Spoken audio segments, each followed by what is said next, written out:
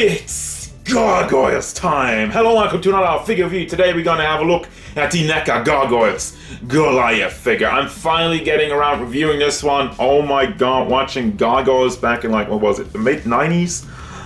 The show was so good, and like, it was from Disney. This was from Disney. This was like dark and kind of violent for like a kid's show. And it was amazing. So for Neca to bring this back, I creamed myself when I heard about it. So obviously I had to get it. Let's have a look at Goliath. Oh, and by the way, in typical Neca style, you can open the box to display the man, the myth, the legend. So I haven't put on the wings yet because the spoilers, they're huge and it's going to be annoying to review it with the wings on. So I'm going to have a look at the size real quick. He stands at about a little over 8 inches really if you're going to the back of the hair. But, well, generally speaking, it's almost 8 inches. Or for your centimeters, it's 20.5 size comparisons. Here's Jolter, the SH Figure Arts Krillin, Neca Michelangelo, McFarlane Toys Red Hood, and Darkseid. Also, I did just measure him with the knees all the way up, but usually he kind of stands, he kind of hunched over like this from what I can remember from the show.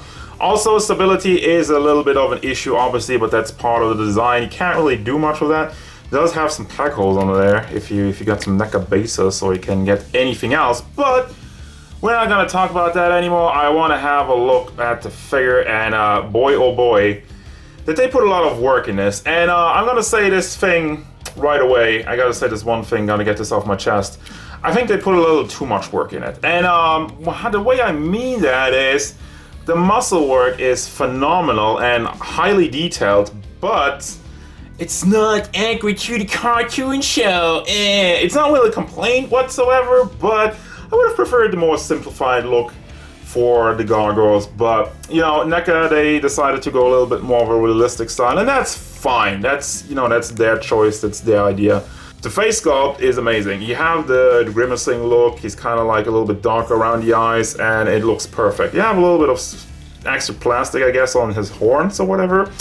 Then you got the ears and the long hair going down, looking like the Fabio hair. And as I was saying, the body mold is just chock full of muscle, detail, triceps, biceps, and whatever seps you can come up with.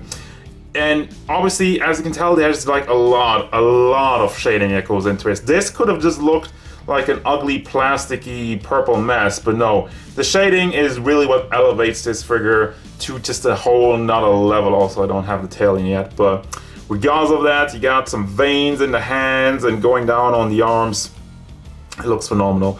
The only thing that's kind of weird, I feel like, is the big hinges in the arms, but I guess that's a design choice. But how, you know, I don't have a better option for it, is what I'm saying. If you have something as big and musty like that, you kind of have to work around and do something that looks good, but, you know, even if you move this around, that looks kind of ugly. But maybe make a bigger joint, I'm not sure about it. You got the loincloth with the belt. Nice and big gold buckle in there, and there's a little bit of paint on there. Oh, just flaking off. Never mind, no problem with that. Then you have the tail piece, the hole for the tail, and the big legs with, my god, look at this muscle work on the thighs. It looks almost disgusting. Moving down to his giant feet with some more veins in there, and yeah, the paint job also on the nails, really shining through. And overall, it just looks phenomenal. And I know I said that a couple of times already, but phenomenal is the word I want to use for this body mold. Time to have a look at the articulation, see if that one's phenomenal. No, I'm going to stop now. I'm going to try my best. So that moves forward and back quite nicely, and does tilt side to side and does go around enough. You could kind of force it all the way around, but I don't want to break anything off. The hair is soft plastic, so it doesn't really get into the way. Obviously, you have the big holes in the back for the wings. For your shoulder articulation, it goes up and down. You got the hinge. Can rotate in the socket just a little bit, I guess, or not. Well, it's blocked like that, but if you move it down, you have a little bit of wiggle motion, but not that much. Then you have bicep swivel, double hinged elbow, which is pretty stiff, especially on the upper part. You have the big claw with another hinge in there, goes up and down and rotates no problemo. For your chest area, it does also rotate side to side and wiggle some back and forth. It's not amazing in the upper torso part, but again, with all this big muscle work, it's kind of hard to move it. Have a lower half in the loincloth. That one has no problem swiveling around, and that, I think, doesn't really have any back and forth motion. So as such, unless something's frozen, I'm not really getting that much out of it.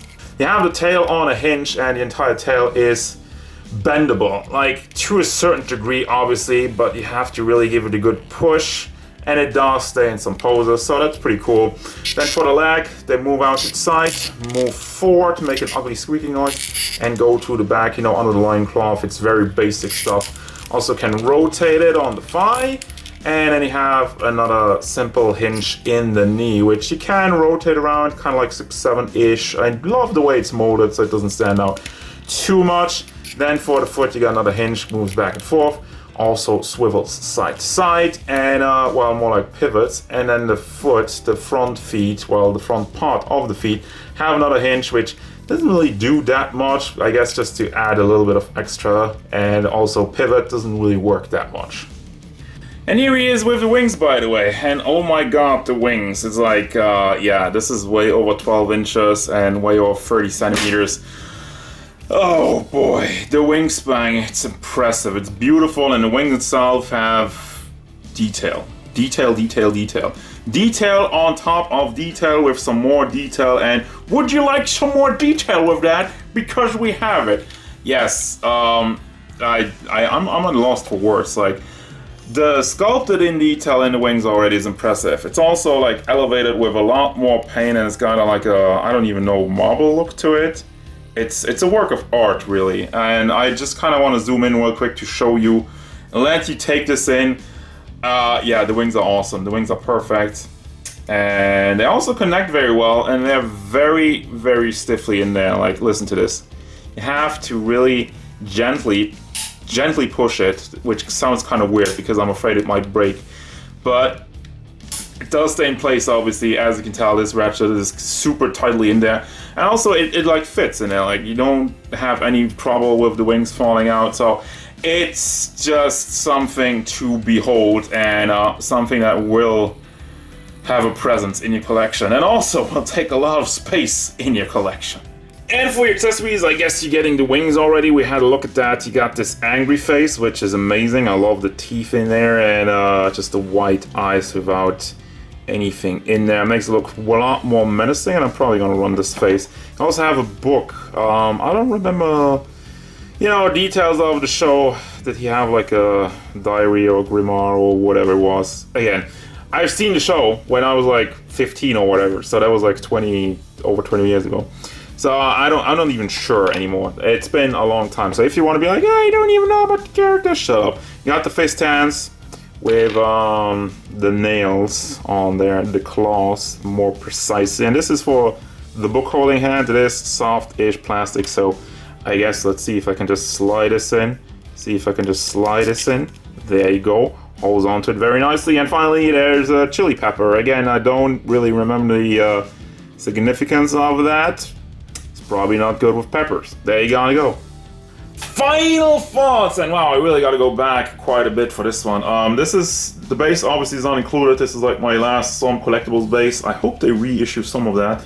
But anyway, this figure is fantastic. You know, you might say phenomenal. No, but seriously, all jokes apart, I love this figure. There's not a single thing I can say about it other than what I mentioned before. Like, I would have preferred a more animation accurate style, but anyway.